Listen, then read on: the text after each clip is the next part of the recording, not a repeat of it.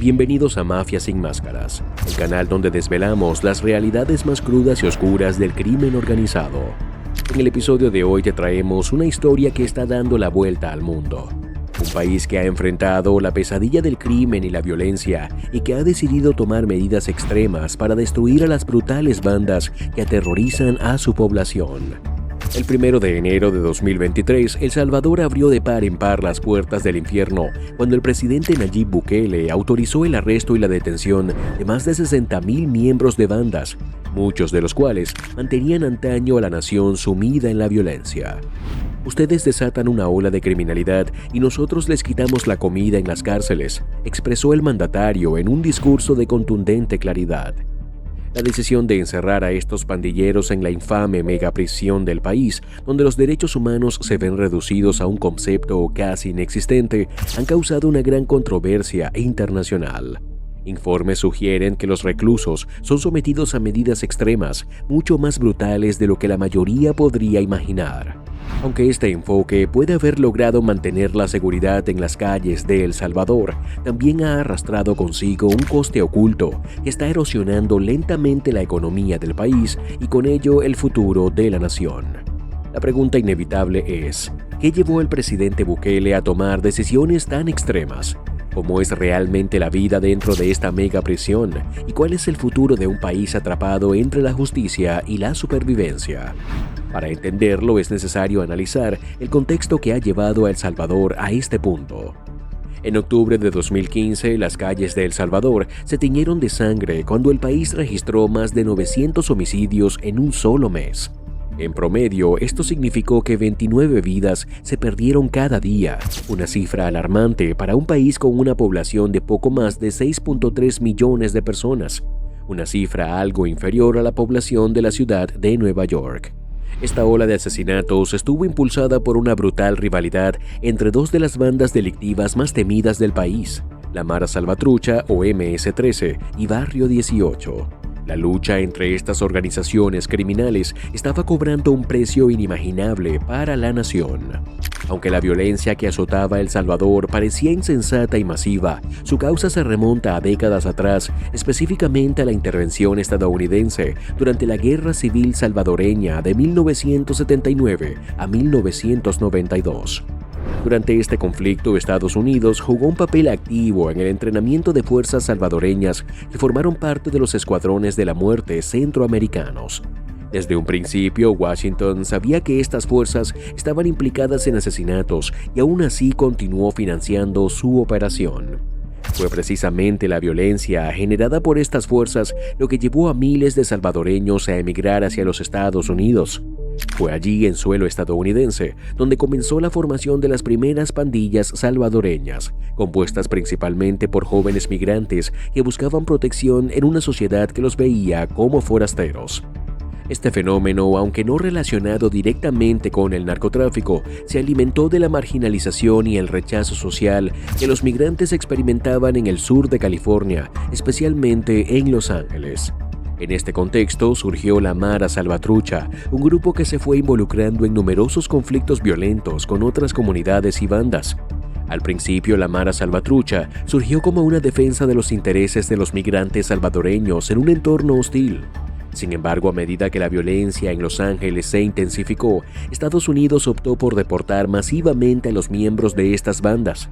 A partir de 1989, miles de jóvenes deportados regresaron a un El Salvador devastado por la guerra y la pobreza, pero sin que el país tuviera la capacidad de gestionarlos adecuadamente. Este fue el inicio de un proceso de desestabilización que terminaría por consolidar a las pandillas como el principal actor del crimen organizado en la nación.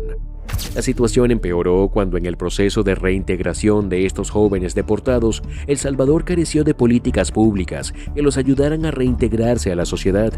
El resultado fue que muchos de ellos se unieron a bandas y se convirtieron en agentes activos de la violencia que estaba sumiendo al país en una espiral de criminalidad. A medida que la violencia se fue normalizando, las pandillas se fueron constituyendo como verdaderas organizaciones criminales, especializándose principalmente en la extorsión, el secuestro y, por supuesto, el asesinato. A finales de la década de 2010, la MS-13 y Barrio 18 controlaban vastos territorios del país, incluidos casi todos los municipios, donde su influencia se extendía no solo al crimen cotidiano, sino a la política local y la economía informal. Con la violencia desbordada y el país sumido en el caos, el gobierno de El Salvador, incapaz de controlar la situación, intentó varias medidas para contener el auge de las pandillas. En 2004, el presidente Francisco Flores implementó la política de supermano dura, que otorgaba al ejército salvadoreño la facultad de patrullar las zonas dominadas por las bandas y realizar detenciones arbitrarias. Sin embargo, estas medidas fueron insuficientes para frenar el ascenso de las pandillas. En 2012, las bandas incluso comenzaron a buscar treguas temporales, pero el acuerdo fue roto en el mismo año. La violencia continuaba y la situación parecía cada vez más insostenible. Fue entonces cuando en 2019 Nayib Bukele asumió la presidencia de El Salvador con la promesa de un cambio radical. Su propuesta fue clara: acabar con las pandillas y transformar la imagen del país, conocido mundialmente como uno de los más violentos del planeta. Sin embargo, la forma en que Bukele decidió implementar sus reformas no fue convencional. A lo largo de su mandato, el presidente ha adoptado medidas extremadamente duras para enfrentarse a las organizaciones criminales. La construcción de una megaprisión y el traslado de miles de pandilleros a este centro de reclusión de máxima seguridad fue una de las acciones más visibles de su gobierno. Pero detrás de estas políticas de mano dura hay un contexto mucho más complejo que incluye un largo proceso de lucha contra el crimen y la corrupción en el país. Bukele no es solo el resultado de una voluntad política, es también producto de una generación que creció en medio de la violencia y el conflicto. A través de sus políticas, Bukele busca devolver la estabilidad al país, aunque el coste humano y económico de sus medidas sigue siendo un tema de debate tanto a nivel nacional como internacional. No te vayas todavía, lo más impactante está por venir. Lo que sucede dentro de la megaprisión de El Salvador es aún más aterrador de lo que imaginas. Sigue viendo para descubrir cómo el presidente Bukele está cambiando el destino de la nación, enfrentándose a las consecuencias de sus propias decisiones y las repercusiones internacionales de sus políticas de mano dura. La megaprisión de El Salvador, o centro de confinamiento del terror, ha sido construida para albergar a miles de pandilleros de las organizaciones más peligrosas del país, como la MS-13 y Barrio 18. Su tamaño es impresionante. Diseñada para contener a más de 40.000 reclusos, esta prisión se ha convertido en uno de los símbolos más visibles del enfoque de Bukele hacia el crimen organizado. La instalación no solo es un centro de reclusión, sino un mensaje visual para las bandas. El gobierno de El Salvador está dispuesto a ir hasta el último extremo para derrotarlas. Dentro de la megaprisión, las condiciones son extremas. Los reclusos son trasladados en autobuses abarrotados, con las manos atadas a la espalda y la cabeza rapada, lo que refleja el control férreo que las autoridades ejercen sobre ellos. Las celdas están abarrotadas, los pasillos iluminados por luces frías y artificiales, creando una atmósfera tensa y opresiva. Los guardias enmascarados vigilan cada movimiento y la amenaza constante de la violencia se cierne sobre los prisioneros. El lugar está diseñado para ser un centro de máxima seguridad y no hay lugar para la debilidad. Las imágenes que emergen de este centro de reclusión son escalofriantes. Los reclusos tatuados y sin camiseta son agrupados en grandes filas, lo que refuerza la idea de que no son individuos, sino números dentro de un sistema destinado a despojarles de cualquier sentido de humanidad. Las condiciones son tan duras que pocos, si es que alguno, tienen la esperanza de salir algún día de allí con vida. La megaprisión no solo está diseñada para incapacitar a los pandilleros, sino también para intimidar a cualquier persona que se atreva a desafiar el orden establecido. El costo de mantener estas cárceles es enorme y la economía de El Salvador está empezando a resentirlo. Sin embargo, Bukele ha argumentado que este es el precio que el país debe pagar para garantizar la seguridad de sus ciudadanos. A pesar de la controversia internacional sobre los derechos humanos y las condiciones de los prisioneros, muchos salvadoreños consideran que la brutalidad de estas medidas es una respuesta necesaria a décadas de violencia incontrolada. Las interrogantes sobre el futuro de El Salvador no son simples ni fáciles de responder. Lo que está claro es que el camino trazado por Nayib Bukele ha alterado la percepción global sobre el país y el destino de la nación dependerá en gran medida de cómo se maneje este delicado balance entre seguridad y derechos humanos. En una escena que se mantiene grabada en la memoria colectiva, filas de reclusos se alinean en una postura sumisa, con la cabeza gacha, vigilados de manera constante por guardias armados atentos al más mínimo movimiento. La imagen, que podría haber sido tomada de una distopia de horror, ilustra la deshumanización a la que están sometidos miles de prisioneros en El Salvador. Esta es una realidad que se presenta como un escenario de hacinamiento extremo, de vigilancia asfixiante y de un ambiente cargado de agresividad. Los detenidos se ven forzados a soportar condiciones de vida deplorables en un sistema penitenciario que parece alejarse cada vez más de principios fundamentales de derechos humanos y rehabilitación. El denominado SECO, que hace referencia al Sistema Penitenciario de Control de Terrorismo, es uno de los centros de detención más emblemáticos del país bajo el gobierno de Nayib Bukele. En este centro, la falta de visitas familiares, la ausencia de programas de rehabilitación y la carencia de clases que preparen a los reclusos para una reintegración exitosa en la sociedad dejan claro que el modelo no está orientado a la rehabilitación, sino más bien al castigo puro y duro. Los internos a menudo se ven sometidos a una rutina de total confinamiento y vigilancia constante, sin ninguna forma de estímulo positivo.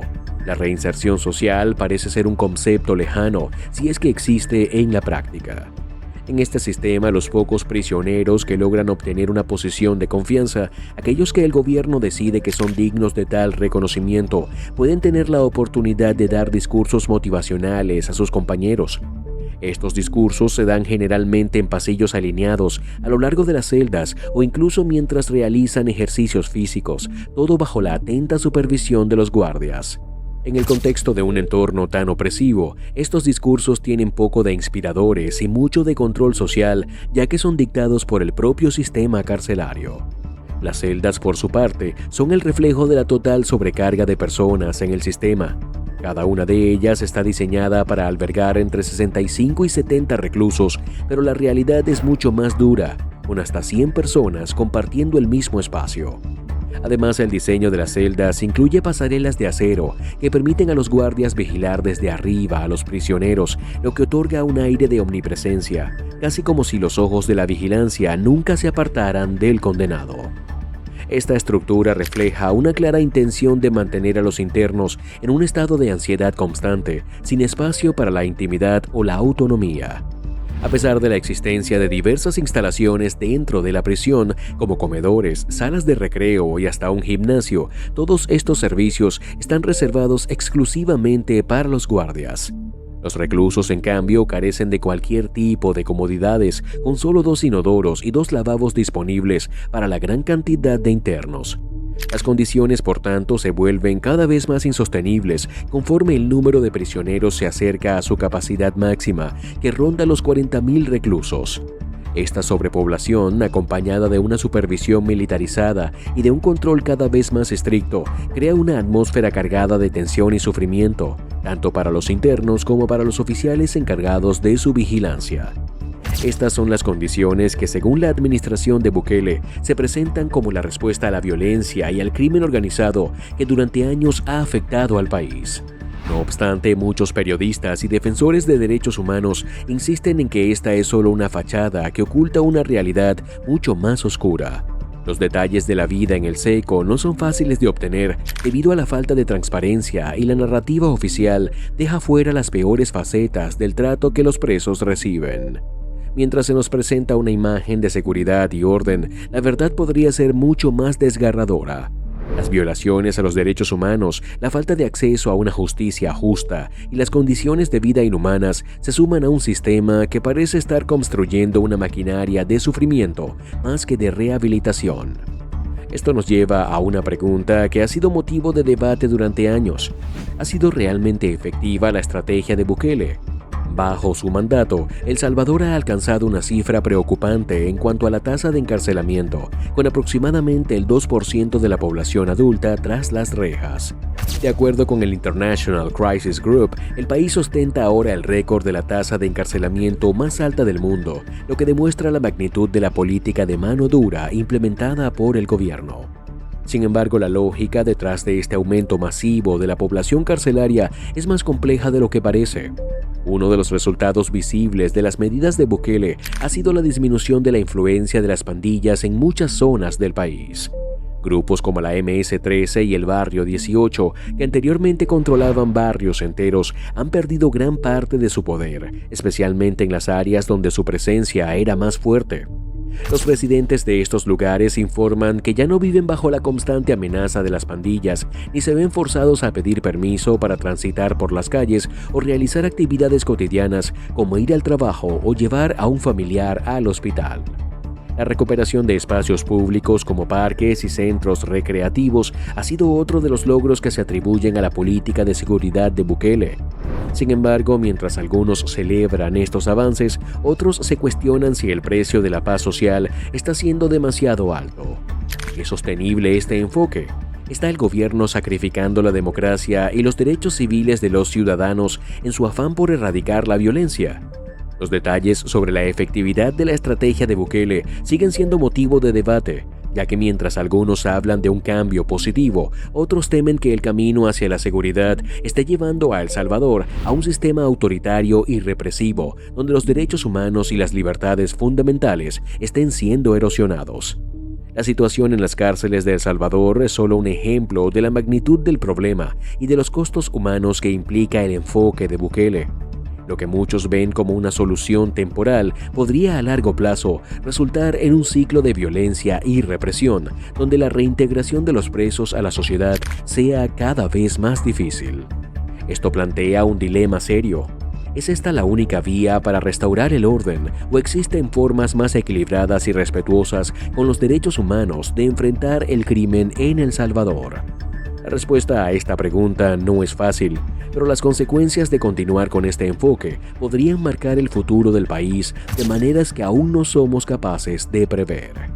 Si quieres saber todo sobre la verdad detrás de la represión, las prisiones sobrepobladas y el verdadero costo de la seguridad en El Salvador, dale like, suscríbete y activa las notificaciones. Así no te perderás lo que está por llegar en Mafia Sin Máscaras.